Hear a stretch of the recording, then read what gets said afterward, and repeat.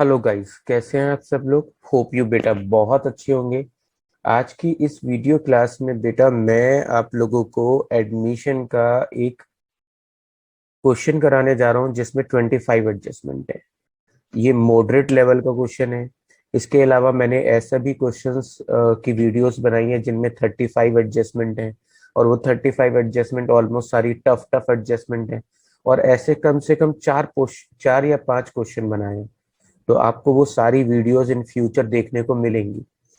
आज की इस वीडियो क्लास में मैं 25 एडजस्टमेंट एडमिशन की आपको कराने वाला हूं, जो 8 मार्क्स का क्वेश्चन एग्जाम में आता है। अगर आपने इस वीडियो को शुरू से लास्ट तक देखा तो बेटा डेफिनेटली आप इसमें बहुत सारे अच्छे और इम्पोर्टेंट पॉइंट सीखोगे, जो आपके एग्जाम पॉइंट ऑफ व्यू से आपके लिए बहुत यूजफुल होने वाले हैं। तो चलिए बेटा, आप बातें नहीं करते हैं, स्टार्ट करते हैं क्वेश्चन को। चलिए बेटा, इधर की साइड बेटा क्वेश्चन है और इधर की साइड में सॉल्यूशन करूंगा। सर कुछ पोर्शन आपकी वजह से थोड़ा सा कट रहा है। हाँ बेटा, मैं बस वो एक दो पॉइंट है वो करके दिखाऊंगा, उसके बाद मैं वहीं अपनी जगह पे फिक्स हो जाऊंगा। डन बेटा जी। चलिए 2 मिनट के लिए मैं अपने आप को यहाँ से हटाकर यहाँ कर लेता हूँ।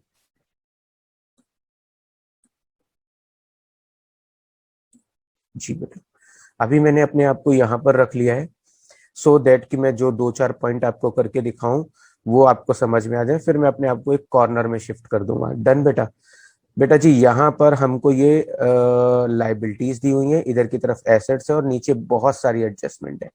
तो सबसे पहले बेटा जी मुझको दिया हुआ है लाइबिलिटी कॉलम में क्रेडिटर।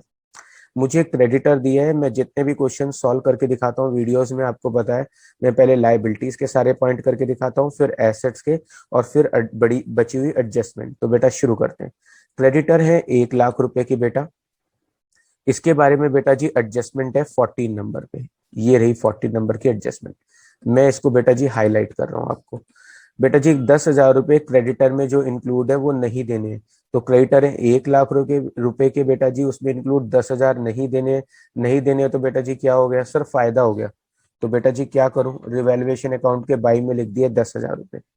उतने रुपए से मेरी लाइबिलिटी कम हो गई, तो बेटा जी बैलेंस शीट में लाइबिलिटी वाले कॉलम में 1 लाख रुपए माइनस क्या कर दूं बेटा जी, सर 10,000 रुपए माइनस कर दीजिए।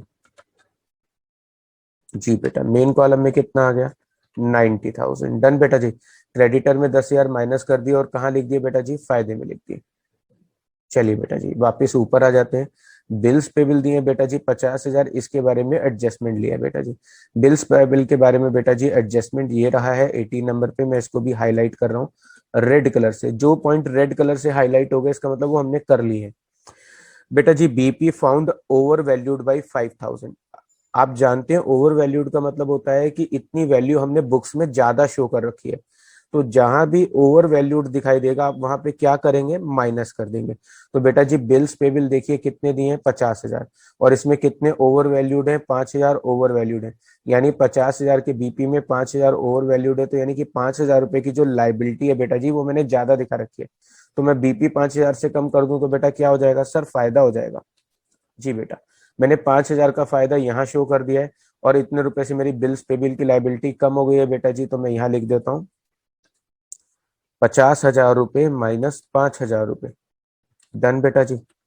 यहाँ पे मैंने 5,000 कम कर दिए बेटा जी। तो मेरी लाइबिलिटी यहाँ पर कम हो गई है, तो मेरा फायदा हो गया बेटा जी। लाइबिलिटी कम कर दी और मेरा जो फायदा हुआ है बेटा जी वो मैंने यहाँ शो कर दिया। डन बेटा जी। आ, जी बेटा, अब ये मैंने क्रेडिटर और बीपी के एडजस्टमेंट कर दिए। अब मैं आप अपने आप को यहाँ से शिफ्ट करके यहाँ कॉर्नर में ले आता हूँ, क्योंकि बीपी और क्रेडिटर की एडजस्टमेंट हो चुकी है। अब मुझे बार बार अपने आप को हिलाना नहीं पड़ेगा। मैं एक कोने में बैठा रहूंगा। अब आप ध्यान रखिएगा कि क्रेडिटर के हमने 10,000 फायदे में लिखे हैं और बीपी के 5,000 फायदे में लिखे हैं बेटा, ठीक है। चलिए बेटा अब शुरू करेंगे। हमको दिया है जनरल रिजर्व 30,000 का। बेटा जी जनरल रिजर्व आप जानते हैं ये पार्टनर्स में डिस्ट्रीब्यूट हो जाता है। क्या उनका रेशो दिया है, सर उनका रेशो दिया हुआ है 7:3। तो बेटा जी ये जो जनरल रिजर्व 30,000 दिया है इसको मैं क्या करूं, पार्टनर्स में डिस्ट्रीब्यूट कर देता हूँ। कौन से रेशो में बेटा जी, 7:3 के रेशो में। अगर मैं बांटूंगा 7:3 के रेशो में बेटा जी, तो 30,000 को बांटूंगा तो 21,000 रुपए और 9,000 रुपए। डन बेटा जी, ये मैंने बांट दिया। इसके अलावा बेटा जी वर्कमैन कंपनसेशन फंड दिया है 20,000 रुपए का बेटा जी। जो वर्कमैन कंपनसेशन फंड है इसके बारे में एडजस्टमेंट है बेटा जी। क्या एडजस्टमेंट दी है बेटा जी? 15 नंबर पे एडजस्टमेंट, 22 नंबर पे एडजस्टमेंट है। ये मैंने आपके लिए हाईलाइटेड कर दी कि वर्कमैन कंपनसेशन फंड का जो क्लेम है वो 15,000 का आया है। बेटा जी मेरे पास फंड में 20,000 रुपए रखे हैं। वर्कमैन कंपनसेशन फंड में 20,000 रखे हैं और मेरे पास क्लेम आया है 15,000 का, कि इट मीन्स मुझे वर्कमैन कंपनसेशन क्लेम के 15,000 देने हैं। तो बेटा 20,000 में से 15,000 जो मुझे देने हैं वो तो मैं लाइबिलिटी में लिख देता हूँ। कितने रुपए देने हैं? 15,000 रुपए। तो 15,000 तो मैंने लाइबिलिटी में शो कर दिया। अब बेटा जी जो मेरा वर्कमैन कंपनसेशन फंड था बेटा वो 20,000 का था, 15,000 मेरे को देने हैं वो तो लाइबिलिटी में चले गए। जो 5,000 का एक्स्ट्रा वर्कमैन कंपनसेशन फंड है बेटा जी उसे हमेशा पार्टनर्स में क्रॉस साइड डिस्ट्रीब्यूट करेंगे। वर्कमैन कंपनसेशन फंड 7:3 का रेशियो ले लेता हूँ। 5,000 को बांटूंगा तो बेटा जी 3,500 रुपए और 1,500। सर एक बार आपको दोबारा समझाना पड़ेगा। कोई बात नहीं बेटा, मैं दोबारा समझा देता हूँ। बेटा वर्कमैन कंपनसेशन फंड के बारे में 3 एडजस्टमेंट एग्जाम में आ सकती है। पहला, अगर कोई भी एडजस्टमेंट नहीं है तो आप पूरा का पूरा 20,000 यहाँ पर डिस्ट्रीब्यूट कर दीजिएगा पार्टनर्स में। डन बेटा, ये हुआ पहला केस। अब बेटा जी वर्कमैन कंपनसेशन फंड ऊपर 20,000 है, नीचे लिखा है कि हमें कितने देने हैं बेटा जी? 15,000 रुपए देने हैं। तो 20 में से 15 देने, 15 लाइबिलिटी में लिख दिए, 5,000 जो एक्स्ट्रा थे वो डिस्ट्रीब्यूट कर दिए। अब यहाँ पर अगर आ जाता है बेटा जी कि वर्कमैन कंपनसेशन फंड 20,000 है, लेकिन यहाँ पर लिखा होता कि मुझे देने 25,000 है। तो बेटा जी वर्कमैन कंपनसेशन फंड 20,000 है, देने 25,000 है, तो मैं बैलेंस शीट में लिखूंगा 25,000 क्योंकि वो देने हैं। और 5,000 से लाइबिलिटी बढ़ गई, उस कंडीशन में बेटा 5,000 का लॉस मैं यहाँ शो करूंगा। डन। तो वर्कमैन कंपनसेशन फंड इंक्रीज होता है तो लॉस, डिक्रीज होता है तो जो एक्स्ट्रा फंड होता है वो पार्टनर्स में बांट देते हैं। डन बेटा। उसके नेक्स्ट आते हैं बेटा जी, क्वेश्चन में मुझको कैपिटल रिजर्व दिया हुआ है बेटा जी। जैसे कैपिटल जनरल रिजर्व को डिस्ट्रीब्यूट कर देते हैं बेटा जी, ऐसे ही कैपिटल रिजर्व को भी डिस्ट्रीब्यूट कर देते हैं। अगर आपको ये नहीं पता है कि कैपिटल रिजर्व क्या होता है, तो बेटा कोई भी फिक्स्ड एसेट्स या किसी भी फिक्स्ड लाइबिलिटी से जो हमें प्रॉफिट होता है, जब हम उस प्रॉफिट को फ्यूचर के लिए रिजर्व कर लेते हैं तो उसको बोलते हैं कैपिटल रिजर्व। डन बेटा जी। इसको पार्टनर्स में डिस्ट्रीब्यूट करेंगे। मैं यहाँ पे लिख देता हूँ बेटा जी कैपिटल रिजर्व। सर आप पार्टनरशिप अकाउंट में 2 बाई का यूज नहीं कर रहे हैं? हाँ जी बेटा जी, मैं बताना भूल गया हूँ। मैं थोड़ा सा स्पेस की शॉर्टेज की वजह से ना 2 बाई नहीं लिख रहा हूँ। आप अपने एग्जाम में लिखिएगा। 50,000 को बांटेंगे तो बेटा जी कितना आएगा? 35,000 रुपए और 15,000 रुपए। डन बेटा जी, ये भी हो गया। उसके नेक्स्ट बेटा जी प्रोविडेंट फंड दिया है 60,000 रुपए। सर ये प्रोविडेंट फंड क्या होता है? बेटा जी जो वर्कर हमारे यहाँ जॉब करते हैं, नौकरी करते हैं, हम उनको महीने की महीना तनख्वाह देते हैं। हम जितनी तनख्वाह उनकी होती है उसमें से कुछ परसेंट पैसा काट लेते हैं।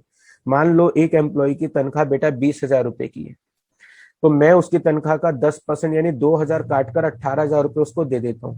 2,000 रुपए जो मैंने उसके काटे होते हैं, उतने पैसे मैं उसके एक प्रोविडेंट फंड में जमा कर देता हूँ। हर महीने में ऐसा करूंगा। जब वो रिटायर होगा तो उस फंड में विद इंटरेस्ट एक लार्ज अमाउंट इकट्ठी हो जाती है जो हम उसके रिटायरमेंट पे उसको दे देते हैं। तो बेटा ये एक लाइबिलिटी होती है जो हमें फ्यूचर में पे करनी होती है। तो प्रोविडेंट फंड 60,000 रुपए बेटा जी, इसके बारे में एडजस्टमेंट दिया हुआ है बेटा जी। क्या एडजस्टमेंट दिया है बेटा जी? 17 नंबर का एडजस्टमेंट है कि जो प्रोविडेंट फंड है वो लाइबिलिटी 10,000 अंडर वैल्यूड है। अंडर वैल्यूड का मतलब होता है हमने कम शो कर रखी है। सर आप समझ गए, हम ओवर वैल्यूड में माइनस करना होता है और अंडर वैल्यूड में प्लस करना होता है। बिल्कुल ठीक समझे बेटा जी। अब बेटा जी मेरी प्रोविडेंट फंड में मैं 10,000 प्लस करूंगा, 60,000 है, 10,000 प्लस करूंगा तो बेटा लाइबिलिटी बढ़ जाएगी, लाइबिलिटी बढ़ेगी तो बेटा क्या है? लॉस।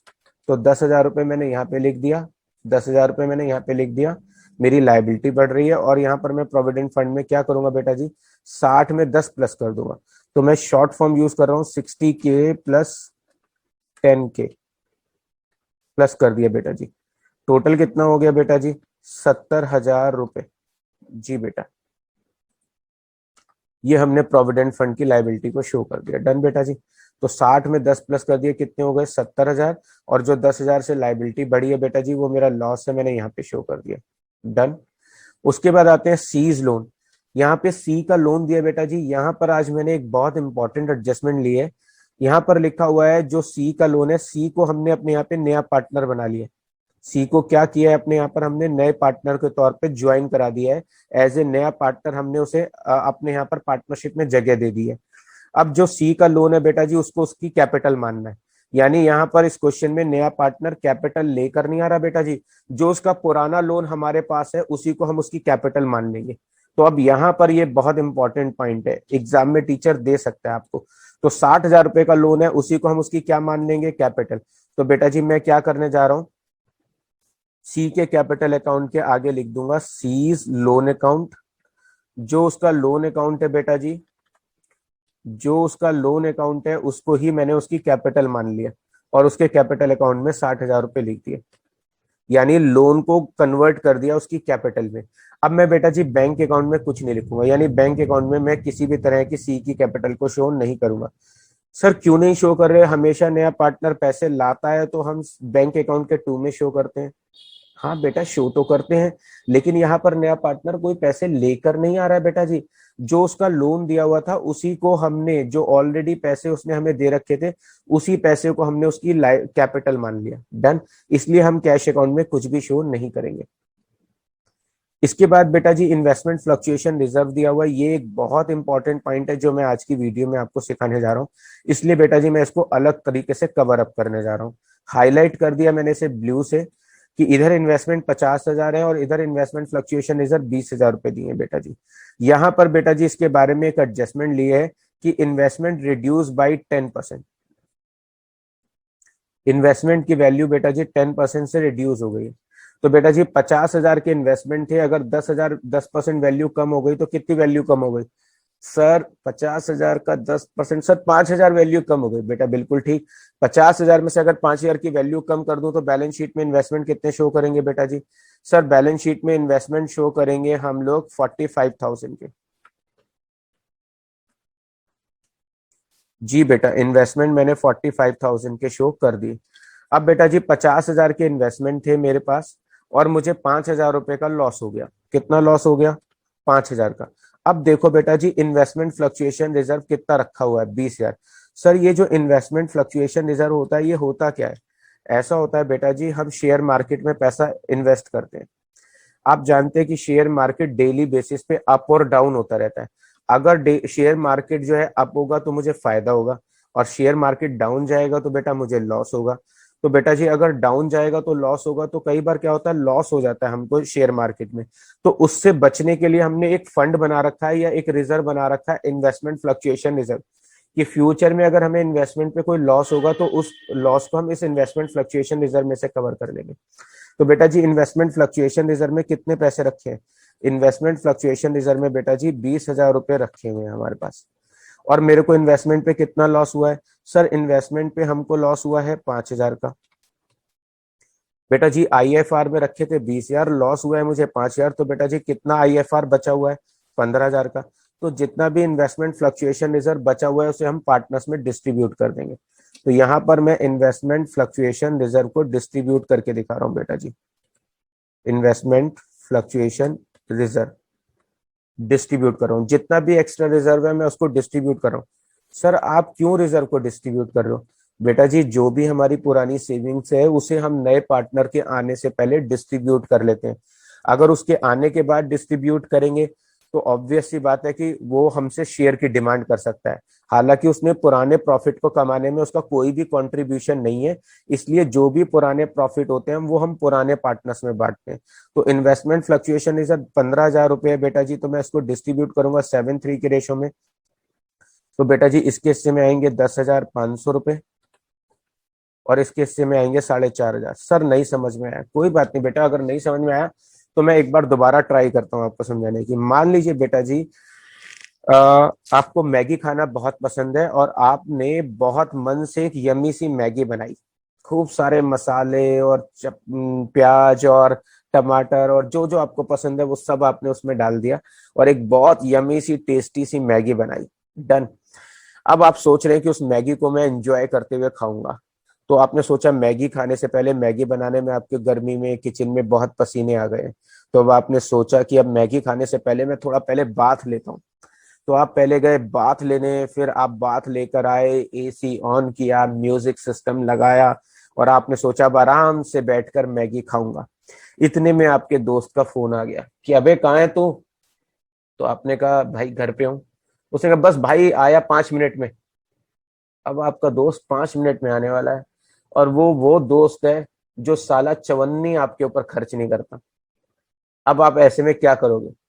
क्या आप उसको अपनी टेस्टी मैगी ऑफर करोगे? अगर उसके सामने खाओगे तो उससे पूछना पड़ेगा, भाई ये तो थोड़ा सा वो होता है ना कि क्या कहते हैं, प्रोटोकॉल सा होता है कि कोई आया है तो बेटा पूछना तो पड़ेगा। तो अब हम उसको खिलाना नहीं चाहते हैं, क्योंकि जो आदमी चवन्नी हम पर खर्च नहीं करता, हम साले को मैगी अपने पास से कैसे खिला देंगे? डन बेटा। तो अब उसके आने से पहले फटाफट हम क्या करने वाले हैं? मैगी निपटाने वाले हैं। ऐसे ही यहाँ पर नया पार्टनर आने वाला है, तो नए पार्टनर के आने से पहले जितनी भी पुराने फंड और सेविंग हमने इकट्ठी रखी है सब खा जाएंगे। कौन खा जाएंगे? पुराने पार्टनर्स खा जाएंगे। इसलिए बेटा जी यहाँ पर इन्वेस्टमेंट फ्लक्चुएशन रिजर्व में रखे थे 20,000, 5,000 का लॉस हमने हटा दिया, जो एक्स्ट्रा 15,000 बचे थे बेटा जी वो हमने डिस्ट्रीब्यूट कर दिए। डन। आगे चलते हैं बेटा जी। उसके बाद आता है कैपिटल का बैलेंस। मैं कैपिटल का बैलेंस ए बी के अकाउंट में यहाँ लिख देता हूँ, 1,00,000 और 1,00,000। डन बेटा जी। लाइबिलिटी साइड पूरी फिनिश हो गई। अब आते हैं बेटा जी कैश साइड। कैश का बैलेंस दिया बेटा जी 30,000। तो हम यहाँ पे क्या करेंगे? कैश अकाउंट बना लेंगे। टीचर ज्यादातर एग्जाम में कैश अकाउंट नहीं बनवाते हैं, जो भी आपके क्लास के टीचर्स होते हैं। मैं आपको बनवा रहा हूँ बेटा जी। अगर एग्जामिनर पूछ लेगा तब आप किससे जाकर पूछोगे? आप किसी की नकल थोड़ी करोगे एग्जाम में बैठकर। तो बेटा जी करनी भी नहीं चाहिए एग्जाम में नकल, बल्कि दूसरों को हेल्प करनी चाहिए कि हमें इतना आता है कि हम दूसरों की हेल्प कर सकते हैं, हमें किसी की हेल्प नहीं चाहिए। कैश का बैलेंस बेटा जी 30,000 रुपए दिए, जिसे मैंने बैलेंस बीडी के नाम से टू साइड में लिख दिया। अब आते हैं बेटा जी डेटर दिए।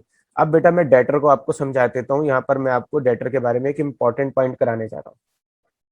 बेटा जी मुझको डेटर दिए हुए हैं क्वेश्चन में 44,000 के, और इसमें 4,000 रुपए जो मैंने माइनस किए हैं वो स्पेस की शॉर्टेज की वजह से, क्योंकि 25 एडजस्टमेंट का क्वेश्चन है, एक पेज पे पूरा नहीं बैठ रहा था, तो थोड़ा मैंने स्पेस बचाने के लिए किया हुआ है। 44,000 के डेटर है, 4,000 रुपए का प्रोविजन है। ये जो माइनस हो रहे हैं 4,000 बेटा जी, ये प्रोविजन फॉर डाउटफुल है, यानी कि इसका मतलब है इसमें से 4,000 रुपए हमें मिलने की उम्मीद नहीं है। तो 44,000 टोटल डेटर से लेने हैं, 4,000 रुपए मुझे मिलने की उम्मीद नहीं है, तो इसका मतलब डेटर से नेट कितने मिलने की उम्मीद है? 40,000। इसके बारे में मैंने एक इंपॉर्टेंट एडजस्टमेंट लिया बेटा जी 9th नंबर पे। ये भी आपको बुक में बहुत सारे क्वेश्चन में पढ़ने के लिए मिलेगी। यहाँ पर बेटा जी हमको दिया हुआ है डेटर है 40,000 रुपए के, 44,000 के टोटल डेटर है, 4,000 रुपए मैंने डाउटफुल डेट्स के दिखा रखे हैं, जिनसे मेरे को पैसे मिलने की उम्मीद नहीं है। नीचे लिखा है all data are good. All data are good का मतलब होता है सभी कस्टमर ऐसे हैं जो पूरा पैसा देंगे, यानी कोई भी ऐसा कस्टमर नहीं है जो मेरे को पैसे नहीं देगा या जिससे मुझे कोई नुकसान हो सकता है। ऑल डेटर आर गुड का मतलब होता है बेटा जी सारे कस्टमर पूरा पैसा देंगे। तो मेरे डेटर कितने बेटा जी? टोटल 44,000, और सारे कस्टमर मुझे पूरा पैसा देंगे, तो मैं बैलेंस शीट में बेटा डेटर कितने शो करूंगा? 44,000। डन बेटा जी। अब बेटा जी पहले बैलेंस शीट में मैंने डेटर कितने शो कर रखे हैं? देखो यहाँ पे सर 40,000 के। अब बेटा जी बैलेंस शीट में मैंने डेटर कितने शो किए हैं? 44,000 के। अब बताओ मेरे डेटर की वैल्यू कितनी बढ़ गई? सर 4,000 से डेटर की वैल्यू बढ़ गई। तो बेटा अगर डेटर की वैल्यू बढ़ गई है तो फायदा है या नुकसान? सर फायदा है। फायदा है तो कहाँ लिखू बेटा जी? रिवैल्यूएशन अकाउंट के बाई में मैंने यहाँ पे लिख दिया 4,000 का फायदा हो गया। डन। तो डेटर की वैल्यू बढ़ गई, क्योंकि जो डेटर पे हमने प्रोविजन दिखा रखा था वो हमने खत्म कर दिया। अगर प्रोविजन कम होगा तो फायदा, प्रोविजन बढ़ेगा तो बेटा लॉस। बिल्डिंग दी हुई है बेटा जी मुझको 2,00,000 रुपए की। बिल्डिंग दी है 2,00,000। बिल्डिंग के बारे में लिखा है कि 50,000 रुपए अंडर वैल्यूड है। सर अब तो हमें याद हो गया कि अंडर वैल्यूड में प्लस करना होता है। जी बेटा जी। बिल्डिंग 2,00,000 है, 50,000 प्लस कर दीजिए, तो बैलेंस शीट में आप कितना बिल्डिंग शो करेंगे? सर बैलेंस शीट में 2,50,000 शो करेंगे। जी बेटा। और जो 50,000 की वैल्यू बढ़ी है बेटा जी वो मेरा फायदा है, तो यहाँ पर शो कर देता हूँ। बिल्डिंग से मुझे 50,000 का फायदा हुआ है, शो कर दिया। बेटा जी मुझे क्वेश्चन में आगे दिया है मशीन 60,000 की है, लिखा है मशीन 10,000 ओवर वैल्यूड है। तो बेटा जी ओवर वैल्यूड को क्या करूं? सर ओवर वैल्यूड को माइनस कर दीजिए। तो बेटा जी 60,000 की मशीन है, 10,000 ओवर वैल्यूड है, तो मशीन के 10,000 तो मैं माइनस कर दूंगा। अब मशीन की वैल्यू कम होगी तो लॉस है, लॉस है तो बेटा मैंने यहाँ लिख दिया। बैलेंस शीट में कितने लिखूंगा बेटा जी? 50,000। 60 में से 10,000 कम हो गए बेटा जी, 50,000। वापस आते हैं बेटा जी स्टॉक। अब जो मैं पॉइंट बताने जा रहा हूँ स्टॉक और फर्नीचर का, दोनों पॉइंट मोस्ट इंपॉर्टेंट है बेटा जी। ये जो मैं ओवर वैल्यूड अंडर वैल्यूड आपको अब तक सिखा रहा था ना, कि ओवर वैल्यूड आए तो प्लस करना है, अंडर वैल्यूड आए तो माइनस करना है। ये मैंने लाइबिलिटी में भी समझाया था आपको, प्रोविडेंट फंड और बीपी के पॉइंट में। अभी मैंने आपको बिल्डिंग और मशीन में भी ये पॉइंट समझाया। ये पॉइंट सिखाने के पीछे एक मेन मोटिव है मेरा, कि अब जो मैं पॉइंट समझाने जा रहा हूं ना, अगर टीचर ने ये पॉइंट आपको एग्जाम में दिया तो आप डेफिनेटली गलती करके आओगे। और मैं चाहता नहीं कि आप पूरे साल मेहनत करें और वहां पर बोर्ड एग्जाम में आपका एक मार्क्स भी कट जाए। बेटा जी, एक भी मार्क्स आपका कटने नहीं देने वाले बोर्ड एग्जाम में, पूरे चाहिए मार्क्स हमको इस बार। तो बेटा जी, स्टॉक 40,000 है, फर्नीचर 33,000 है। इनको मैंने ग्रीन से इसलिए हाईलाइट किया कि इनके बारे में स्पेशल एडजस्टमेंट है। आओ बेटा जी, ये लो, क्या स्पेशल एडजस्टमेंट है वो भी मैंने हाईलाइट कर दी। आओ बेटा जी, स्टॉक 20% अंडर वैल्यूड है। अंडर वैल्यूड का मतलब समझते हो? यहाँ पे जो अंडर वैल्यूड है वो परसेंटेज में, अभी तक जो है अंडर वैल्यूड अमाउंट में आ रहा था, ओवर वैल्यूड अमाउंट में आ रहा था। लेकिन इस क्वेश्चन में जो सबसे स्पेशल बात है वो ये कि मैंने अंडर वैल्यूड का जो पॉइंट है वो परसेंटेज में लिया है। ऐसे ही फर्नीचर जो ओवर वैल्यूड है बेटा जी, वो परसेंटेज में लिया है। सर तो इसमें क्या खास बात है? हमको 40,000 रुपए का स्टॉक दिया है, 20% अंडर वैल्यूड है। 40,000 का 20% निकालेंगे सर, 8,000 अंडर वैल्यूड है, तो 8,000 स्टॉक में प्लस कर देंगे। बेटा जी, अगर ये इतना ही आसान होता तो बोर्ड एग्जाम में सब लोग क्या करते, 100 में से सब 95 प्लस ही लाते या 100 आउट ऑफ 100 ही लाते। बेटा जी, इसमें कुछ खास बात है, ये इतना सीधा सवाल नहीं है, या इतना सीधा पॉइंट नहीं है कि आप सीधा सीधा कैलकुलेट कर लो। कैसे करेंगे? आओ बेटा जी, अब आप डिजिट याद कर लो। स्टॉक कितना दिया है सर? 40,000। बेटा जी, स्टॉक अंडर वैल्यूड कितना है? 20%। आ जाओ बेटा जी, अब दोनों डिजिट आपने याद कर लिए। ये आपको समझाने के लिए बेटा जी मैं यहां पर आ गया वर्किंग नोट में। बेटा जी, मान लीजिए स्टॉक मेरा 100 रुपए का था, ये मैंने एज्यूम किया। बेटा जी, मेरा स्टॉक कितने रुपए का था? बेटा जी, मान लीजिए मेरा स्टॉक जो था वो 100 रुपीज का था। मेरा स्टॉक बेटा जी 100 रुपीज का था, ये मैंने एज्यूम किया। बेटा जी, टीचर कह रहा है कितने परसेंट अंडर वैल्यूड है, यानी अगर 100 रुपए का स्टॉक है बेटा जी, तो मैंने 20% उसकी वैल्यू कम दिखा रखी है। अब 100 रुपए का बेटा जी 20% कम कर दूं तो कितने रुपए कम हो गए सर? 20 रुपए कम हो गए। जी बेटा, 100 रुपए का स्टॉक है, मैंने 20% वैल्यू कम दिखा रखी है, तो इसका मतलब मैंने बुक्स में वैल्यू कितनी दिखा रखी है? 80। अगर स्टॉक की वैल्यू मैंने बुक्स में 80 रुपीज शो कर रखी है, तो इसका मतलब बेटा जी उसकी ओरिजिनल वैल्यू कितनी थी स्टार्टिंग में? सर उसकी ओरिजिनल वैल्यू थी 100। फिर से बेटा, अगर 100 रुपए का स्टॉक था तो मैंने 20% वैल्यू बैलेंस शीट में कम दिखा रखी है। अगर मैं 20 कम कर दूं तो मैंने बैलेंस शीट में कितनी वैल्यू शो कर रखी है? 80। अगर मैंने 80 वैल्यू शो कर रखी है तो उसकी ओरिजिनल वैल्यू कितनी थी? 100। और मैंने बैलेंस शीट में कितनी वैल्यू शो कर रखी है बेटा जी? फिर से चेक करो कितनी शो कर रखी है? 40,000। तो अगर स्टॉक की वैल्यू 40,000 है, अगर स्टॉक की वैल्यू हमने बैलेंस शीट में 40,000 शो कर रखी है, तो इसका मतलब उसकी एक्चुअल वैल्यू कितनी होगी? अब मैं क्या निकाल के दिखा रहा हूं, उसकी एक्चुअल वैल्यू। कैसे निकालेंगे बेटा जी? ये वाले जो 40,000 रुपए बेटा जी, ये तो यहाँ गए, यानी ये जो 100 रुपए, पहले मैंने इसको एज इट इज ऊपर रख दिया 100 रुपए। ये वाले जो 40,000 है बेटा जी, यहाँ पे मल्टीप्लाई में रख दिया, और ये जो 80 है बेटा जी डिवाइड कर दिया। डन है। याद होगा आपके टीचर ने आपको सिखाया होगा कि 2 रुपए में आते हैं 4 बनाना, 2 रुपए में आते हैं 4 बनाना, तो बताओ 10 रुपए में आएंगे कितने बनाना? ऐसा आपने बेटा छोटी क्लास में बहुत सॉल्व किया होगा। वही पॉइंट आपको समझा रहा हूँ बेटा जी, कि अगर 80 रुपए का स्टॉक मैंने दिखाया था तो उसकी ओरिजिनल वैल्यू थी 100। और यहाँ पर बेटा जी अगर स्टॉक मैंने बैलेंस शीट में 40,000 का दिखा रखा तो उसकी ओरिजिनल वैल्यू होगी कितनी? तो ये वाला जो 100 है बेटा जी, ये मैंने यहाँ लिख दिया, और ये वाला जो 40,000 है इसके साथ मल्टीप्लाई कर दिया, और ये जो 80 है बेटा जी इसके अपॉन में आ गया। तो कितनी स्टॉक की, यानी इसका मतलब हुआ स्टॉक की ओरिजिनल वैल्यू कितनी थी? स्टॉक की वैल्यू ओरिजिनल थी बेटा जी 50,000 रुपए। यानी जो बैलेंस शीट में स्टॉक मैंने दिखा रखा है 40 का, उसकी ओरिजिनल वैल्यू 50 है। तो मैं यहाँ कितने शो करूंगा सर? 50,000 शो करेंगे हम। तो अगर मैं स्टॉक के यहाँ 50,000 शो करूंगा, पहले थे 40 अब हो गए 50, तो कितना फायदा हुआ सर? 10,000 से स्टॉक बढ़ गया। तो बेटा जी मैंने 10,000 का स्टॉक प्लस कर दिया। सर ये तो बहुत डेंजर पॉइंट था। हाँ जी बेटा, अभी आप स्टार्टिंग में याद करो कैसे निकाल रहे थे? 40,000 इंटू 20/100, सीधा 8,000 निकाल रहे थे। और हमने जब कैलकुलेट किया तो कितना निकला? 40,000। जी बेटा, इसलिए मैंने आपको बोला कि ये क्वेश्चन बहुत इंपॉर्टेंट है। अगर आप इस वीडियो को पूरा देख रहे हैं तो डेफिनेटली आप बहुत कुछ अच्छा सीखोगे इस क्वेश्चन में। तो ये था स्टॉक का पॉइंट। सर एक बार दोबारा समझाइए। बेटा दोबारा समझाऊंगा वीडियो फिर बड़ा हो जाएगा, आ जाओ मैं फर्नीचर से समझा देता हूँ आपकी बात। चेक करो बेटा जी, फर्नीचर कितना है सर? 33,000। कितने परसेंट ओवर वैल्यूड है सर? 10%। अब ये तो पता चल गया कि परसेंटेज में अंडर वैल्यूड ओवर वैल्यूड हो तो सीधा सीधा नहीं निकालना है। हाँ जी बेटा, अब ये तो आप बिल्कुल ठीक पकड़ रहे हो कि 33,000 का 10% बिल्कुल भी नहीं निकालना है। तो क्या करेंगे? आओ बेटा जी वर्किंग नोट पे चलते हैं फिर से। फर्नीचर 33,000 का है, 10% ओवर वैल्यूड है। आ जाओ बेटा जी, यहां पर आ जाओ बेटा जी। लो जी आ गए अब हम। बेटा जी यहाँ पर देखो, फर्नीचर मान लीजिए 100 रुपए का था। कितने रुपए का फर्नीचर था बेटा जी? मान लीजिए फर्नीचर था 100 रुपए का।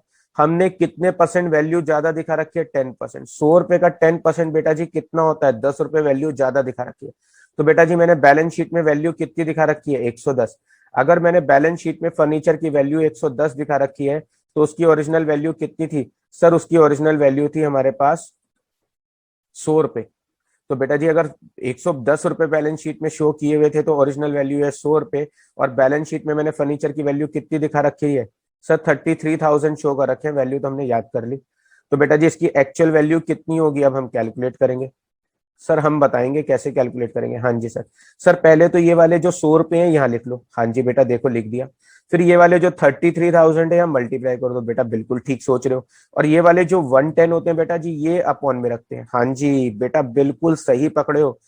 100 × 33,000 डिवाइड बाई 110 इंटू करेंगे सॉल्व तो कितना आएगा? 30,000। यानी फर्नीचर की एक्चुअल वैल्यू कितनी थी? फर्नीचर की एक्चुअल वैल्यू थी बेटा जी 30,000। जी बेटा। अच्छा सर अब हम समझ गए, हमने बैलेंस शीट में शो कर रखे थे 33,000। ये रहे 33,000, ये 33,000। और अब हमने जब कैलकुलेट किया तो हमें पता चला उसकी ओरिजिनल वैल्यू कितनी थी? 30,000। तो यहाँ पे फर्नीचर कितना लिखेंगे बेटा जी? यहाँ पे हम फर्नीचर लिखेंगे बेटा जी 30,000। तो यहाँ पे फर्नीचर में लिख देता हूँ बेटा जी 30,000। फर्नीचर 30,000।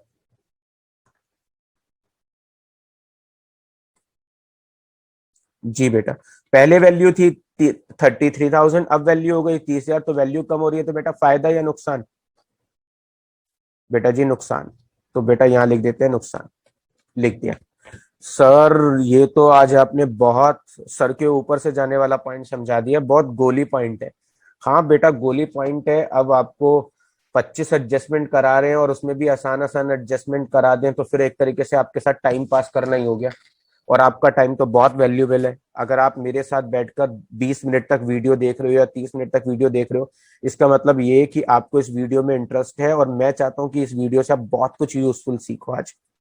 तो बेटा जी स्टॉक और फर्नीचर, अगर आपको ये पॉइंट दोबारा देखने का मन हो तो बेटा जी दोबारा से आप इस वीडियो को थोड़ा सा पीछे जाकर दोबारा प्ले करके समझ लीजिएगा। डन।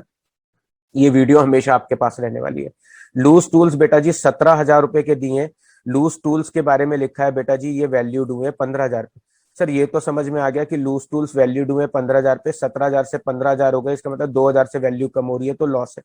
सर ये तो हम समझ गए कि लूज टूल जो है 2,000 से कम हो गए। सर लेकिन हमें ये नहीं पता कि लूज टूल्स बोलते किसे हैं। अच्छा बेटा ये भी नहीं पता आपको, चलो अभी बताते हैं। लूज टूल्स 15,000 यहाँ आ गए। 2,000 की वैल्यू बेटा जी कम हो गई है लूज टूल्स की, तो कहाँ लिख दें बेटा जी? लॉस में लिख दिया। लूज टूल्स क्या होते हैं बेटा जी? वो डेली इक्विपमेंट होते हैं जिनसे हम रोज के रोज काम करते हैं। जैसे अगर कभी आपकी स्कूटी या बाइक में पंचर हो जाता है तो आप उसे लगवाने के लिए पंचर वाले के पास जाते हैं। तो पंचर वाला जाता है, क्या करता है? आपका देखता है पंचर है तो वो क्या करता है, कुछ उसके पास औजार होते हैं वो उनसे खोलता है, उसकी जो स्टपनी है वो निकालता है, उसको चेक करता है, उसको फिर देखता है जहां पंचर है वहां पंचर लगा के फिर दोबारा अपने कुछ टूल से उसको बंद करके हवा भर के आपको दे देता है कि साहब पंचर लग गया। तो बेटा जिन टूल्स की मदद से उसने वो चीज ठीक की है उन टूल्स को डेली यूज करता है। और जब भी कोई पंचर लगवाने आएगा बार बार वो उनको यूज करता है। तो जो टूल्स बार बार यूज में आते हैं उन्हें बोलते हैं लूज टूल्स बेटा जी। डन। फिक्चर और फिटिंग दिया हुआ है बेटा जी 40,000। इसके बारे में एडजस्टमेंट है बेटा जी फिक्चर फिटिंग की, कि फिक्चर फिटिंग जो है 25% लेस पे वैल्यूड हुए। कितने लेस पे? 25% पे। तो बेटा जी फिक्चर फिटिंग 40,000 के हैं, 25% में कम कर देता हूँ बेटा जी। 40,000 का 25% कम करूं तो बेटा जी कितनी वैल्यू कम हो जाएगी? सर 40,000 का 25% कम कर दें तो हमारी वैल्यू कम हो जाएगी। फिक्सचर लिख लेता हूं बेटा जी। 40,000, 25%। लो बेटा जी 25%। वैल्यू कम कर दी, 10,000 वैल्यू कम कर दी तो कितनी हो गई सर 30,000। अब 10,000 की वैल्यू कम हो रही है तो बेटा फायदा है या नुकसान सर, ये तो हमें पता है कि ये लॉस है हमारा। तो बेटा जी यहाँ पे लिख देते हैं फिक्चर पे कितना लॉस हुआ है 10,000 का। लो जी बेटा, अब उसके बाद आता है कंप्यूटर 20,000 रुपए का है बेटा जी। कंप्यूटर के बारे में एडजस्टमेंट नंबर 12 है बेटा जी, ये रहा। कंप्यूटर जो है 25% से इंक्रीज हो गया बेटा जी। कंप्यूटर 20,000 का है, 25% से वैल्यू इंक्रीज हो गई बेटा जी। यहाँ पर हमारे पास कंप्यूटर है, कंप्यूटर है, कंप्यूटर है, कंप्यूटर है। यहाँ पे लिख लेता हूँ बेटा जी कंप्यूटर।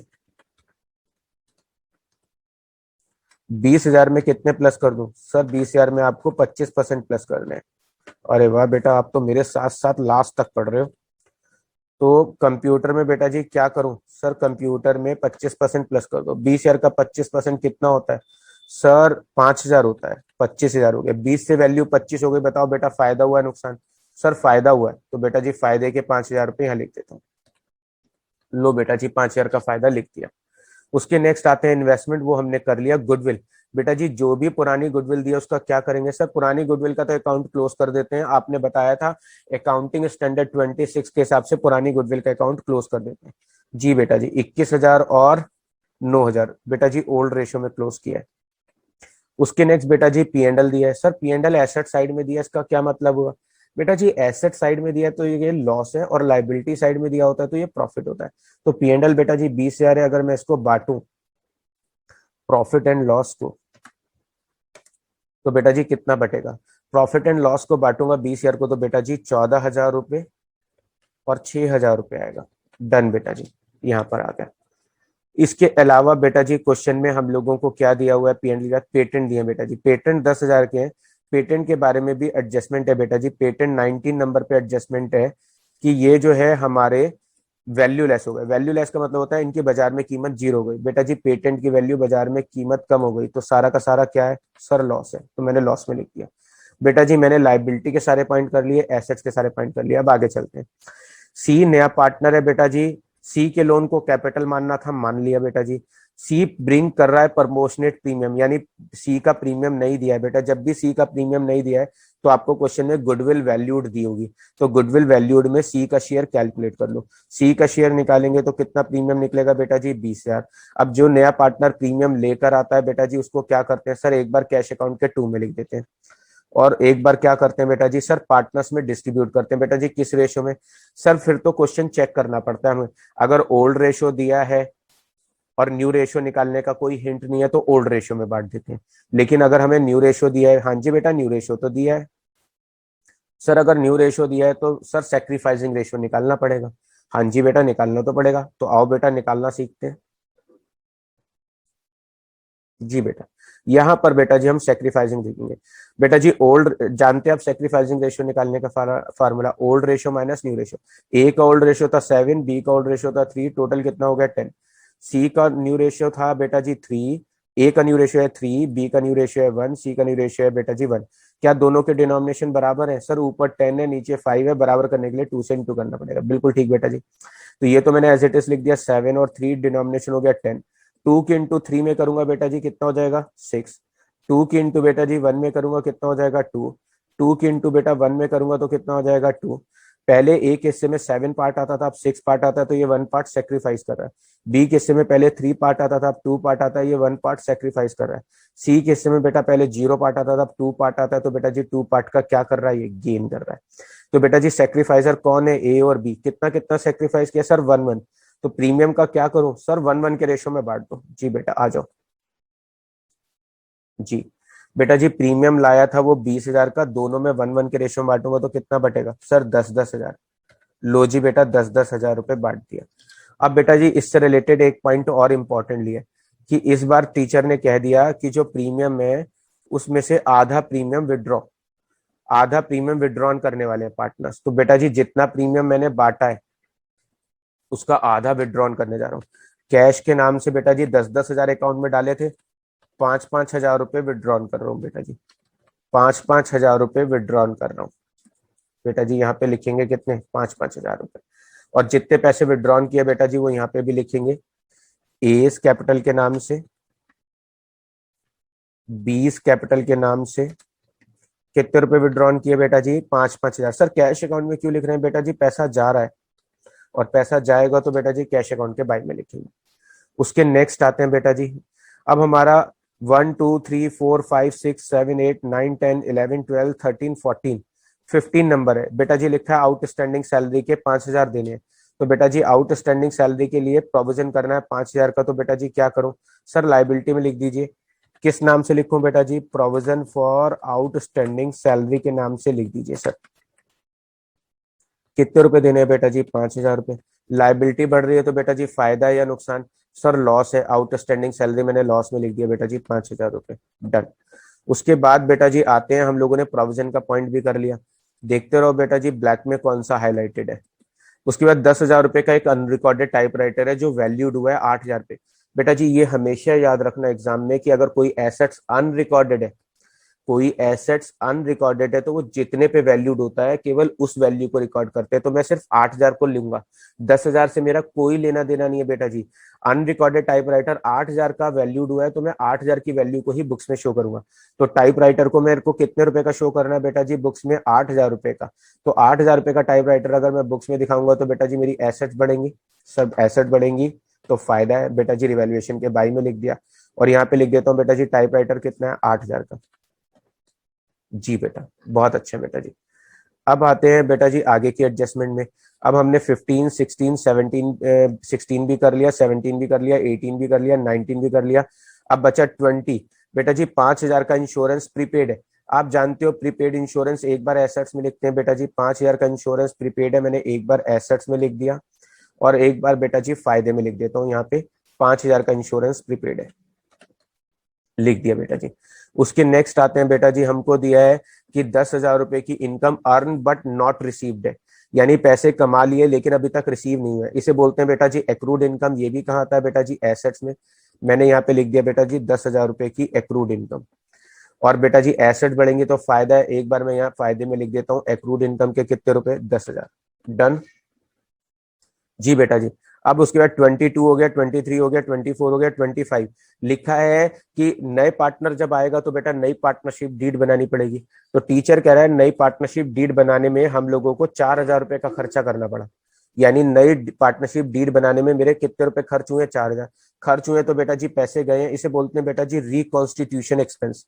नई पार्टनरशिप डीड बनाने के खर्चे को बोलते हैं बेटा जी रिकॉन्स्टिट्यूशन एक्सपेंस। पैसा जा रहा है, कैश अकाउंट के बाई में लिख दिया और बेटा जी ये मेरा लॉस है इसलिए मैंने यहाँ खर्चे में भी लिख दिया। जी बेटा। अब यहाँ पर हमारी पूरी की पूरी 25 एडजस्टमेंट्स डन हो गई हैं बेटा जी। अब मुझे बस आपको आंसर कैलकुलेट करके दिखाना है बेटा जी। चलिए बेटा जी फिर आंसर निकालते हैं। अब टाइम वेस्ट नहीं करते हैं, वीडियो वैसे बड़ा हो रहा होगा। 10 15 15 हजार, 19 हजार, 19 में 5 जोड़ेंगे 24 हजार, 24 में 8 जोड़ेंगे 32 हजार, 32 में 10 जोड़ेंगे 42 हजार, 42 में 50 जोड़ेंगे 92, 92 में 5 जोड़ेंगे 97, 97 में 10 जोड़ेंगे तो सर 1,07,000। अरे बेटा आपकी तो कैलकुलेशन बिल्कुल जहर है जहर। आप तो एग्जाम में अपना पेपर बहुत जल्दी सॉल्व कर दोगे। 10 12 17 20 30 40 50 54। बेटा जी 54 घटाएंगे 1,07,000 में से सर 53,000 बचेगा। अरे बेटा आप तो बिल्कुल कतई कातिल हो। अब इसको बांटेंगे बेटा जी 7-3 के रेशो में, तो बांटते हैं तो बेटा इसके हिस्से में आएगा 15,900। और इसके हिस्से में कितना आएगा? सर इसके हिस्से में आएगा 53 में से 5 गए 48, 38 100। बेटा जी आपकी कैलकुलेशन तो सच में बहुत जबरदस्त है। अगर आपके टाइम पर मेरी 38 नहीं बेटा जी, यहाँ पर आएगा 37,100। जी बेटा। अब मैंने बांट दिया बेटा जी 53,000 को। अब बेटा जी अपना आंसर रिवैल्यूएशन प्रॉफिट को यहाँ लिख देते हैं। कितना आ रहा है बेटा जी? सर 37,100 आया है और इसके अलावा 15,900 आया है। जी बेटा। अब पार्टनर्स के टोटल करके बेटा जी उसका आंसर भी निकाल लेते हैं।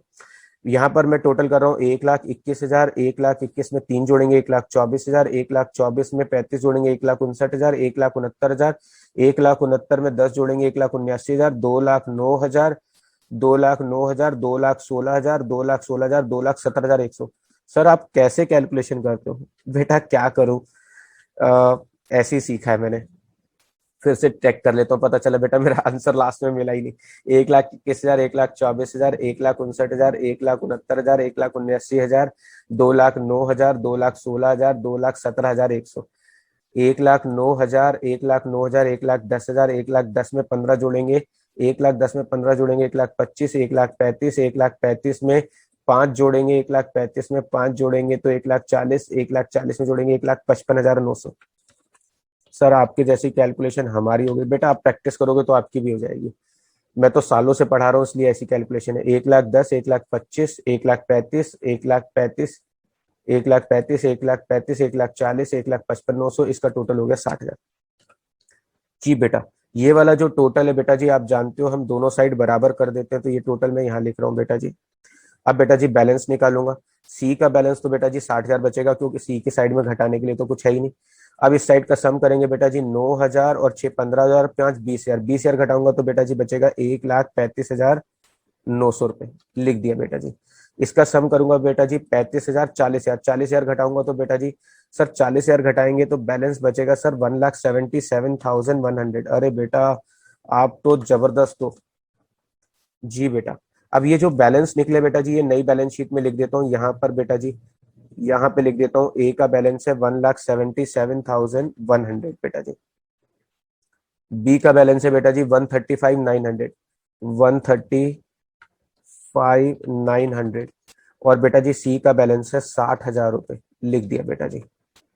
डन बेटा जी। उसके बाद आते हैं बेटा जी कैश का टोटल। इधर का टोटल आ रहा है बेटा जी 50,000 रुपए। 50,000 में से बेटा जी 14,000 घटाएंगे सर 36,000 बचेगा। अरे बेटा आपकी तो कैलकुलेशन सच में तूफान है।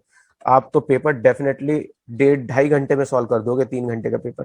बेटा जी कैश का बैलेंस लिख दिया मैंने 30, कितना निकला था बेटा जी 6,000, 36,000। अब बेटा जी मुझे बैलेंस शीट का टोटल करना है।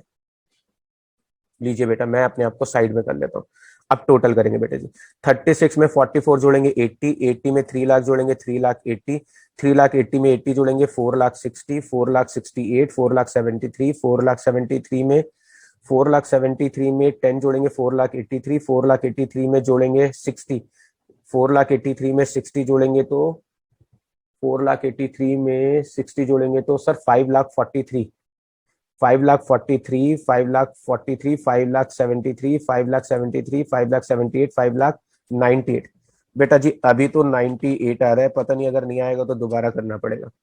इस साइड का सम करते हैं बेटा जी 1,77,000, 1,78,000, 1,78,000, 1,78,000, 2,78,000, 2,78,000 में 30 जोड़ेंगे सर 3,08,000, 3,13,000, 3,73,000, 3,73,000 में जोड़ेंगे सर 50, 3,73,000 में 50 जोड़ते हैं, 3,73,000 में सर 4,23,000, 4,93,000, 4,98,000, 4,98,000 में 1 लाख जोड़ेंगे सर 5,98,000। सर आपका आंसर तो टैली कर गया। हाँ जी बेटा, बस ऐसे ही बोर्ड एग्जाम में आपका आंसर टैली कर जाए, 8 में से 8 नंबर मिले, मस्त मजा आ जाएगा, पूरी मेहनत करना वसूल हो जाएगा। तो बेटा जी ये था आपके लिए मेरा एक क्वेश्चन, जिसमें मैंने आपको 25 एडजस्टमेंट करके दिखाई हैं। जिन लोगों ने ये वीडियो लास्ट तक देखा है डेफिनेटली बेटा उनको इस वीडियो से बहुत कुछ देखने को मिलेगा, सीखने को मिलेगा। अगर बेटा ये वीडियो आपको अच्छा लगा हो, बहुत यूजफुल लगा हो, तो आप इसे अपने और नियर एंड डियर फ्रेंड्स के साथ शेयर करिए, सो दैट कि वो भी एग्जाम में बहुत अच्छे मार्क्स लेकर आए। अगर बेटा आपको ये वीडियो अच्छा लगा है तो प्लीज सब्सक्राइब द चैनल और इस वीडियो को अपने फ्रेंड्स के साथ ज्यादा से ज्यादा शेयर करें।